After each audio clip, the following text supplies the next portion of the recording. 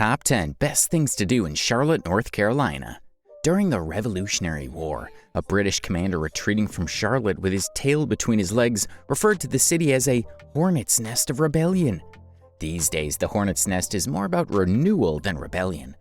Former mills and factories have been transformed into food halls and entertainment districts. Breweries and chef-driven restaurants have taken over long-neglected brick retail sites.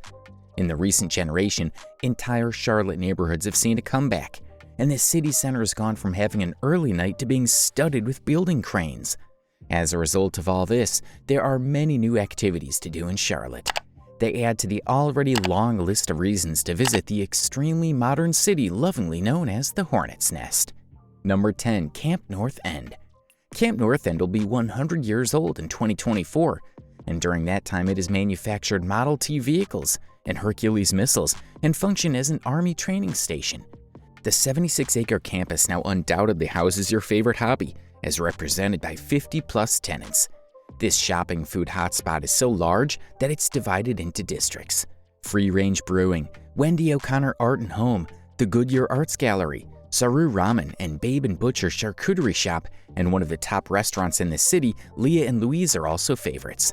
There are also numerous public areas and activities, such as ping pong tables and cornhole games, and at night, fire pits flame the Mount Courtyard. We haven't even mentioned the paintings, performance areas, or any surprises that await tonight under the twinkling lights. Number 9. Charlotte Knights. Before we lose non-baseball enthusiasts with this write-up, let's be clear. Going to Tourist Field to watch the Charlotte Knights play isn't always about the game.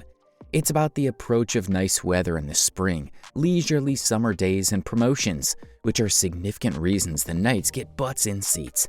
For example, $8 wine on Wednesdays, spectators playing catch in the pitch before the first pitch, $2 Bell's Two-Hearted Ale on Tuesdays, and Bark on the Park, where the stands fill with good guys. Oh, and as the White Sox's AAA affiliate, there's also some baseball going on. But what about the dogs? Number 8. Optimist Hall. This structure that houses Optimist Hall was once a textile mill that produced the majority of the country's gingham cloth, and what's left of it is as delightful as a gingham-patterned dress. A few dozen vendors are spread out along what is essentially a corridor above the well-worn original wood floors, with a series of windows under high ceilings providing plenty of natural light. There are about 650 seats in the main hall, and more outdoors in a bright garden that gets lively on nice summer nights. The majority of the vendors are eateries, but there's some retail as well, including a premium stationery shop and another selling plants and terrariums. It's a terrific place for lunch, business meetings, or simply passing the time in one of the city's biggest entertainment centers. Number 7. Evening Muse. The Evening Muse is a historic live music venue in Charlotte's bohemian noted neighborhood. It is well known for its delicate setting, excellent acoustics, and relaxed vibe. There's live music virtually every night of the week, performed by a mix of local and national bands, as well as open mic nights when local singers and songwriters may overcome stage shyness. Evening Muse, unlike larger venues in town, is locally operated and owned, which keeps things from feeling too commercialized and mainstream.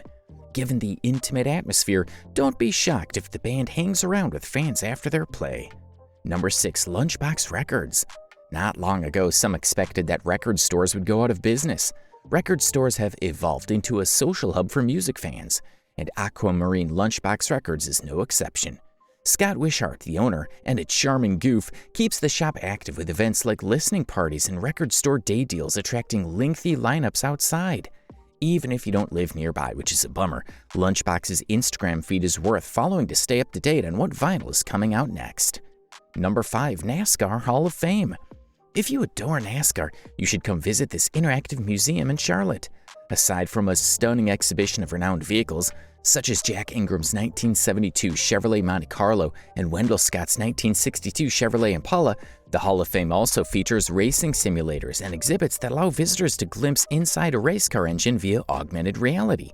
The popular Pit Crew Challenge, in which guests are challenged with performing pit crew responsibilities such as jacking up a car, replacing a tire with a natural air gun, and filling up the fuel tank, is also available at the site.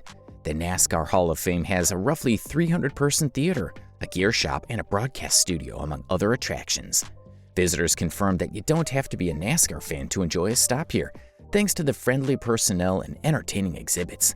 Furthermore, its uptown location puts guests within walking distance of a number of notable hotels and attractions, including Discovery Place and the Mint Museum uptown. Number 4. The Firebird. The Firebird rises majestically above Tyrone Street, all 17 feet of it appearing to be formed of disco balls, like the dance floor attire of your fantasies. What exactly is Nikki DeSaint Paul's statue? We really don't know. It's at least one part angel and one part sun, as imagined in a child's drawing. Combine a spread-legged warrior with Klingon bat'leth for arms, a deep cut for Star Trek fans. Perhaps the Disco Chicken, as it's affectionately referred to as a reworking of Iron Man as a flamboyant nightclub owner. It's all of those things, plus a gathering area for charlatans, a photo opportunity for tourists under its open legs, and a must-see before venturing forward. Number 3. Daniel Stowe Botanical Garden. At Daniel Stowe, a 110-acre public botanical garden, birds sing, flowers blossom, and bees swarm. And while it's located outside of Charlotte, as are these fantastic day outings, it is definitely worth the effort. It's a lovely location to spend an afternoon, whether you're a hardcore green thumb looking for a rare species of plants or flowers, or simply want to get lost in a sea of color for a few hours. There are 7 themed gardens ranging from perennials to 4-season gardens, as well as an orchid and tropical plant conservatory.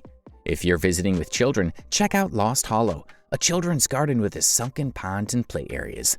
Number 2. 7th Street Public Market.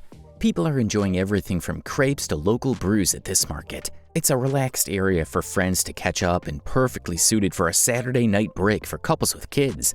It's ideal for a midday office break and languid weekend afternoons over coffee and pastries.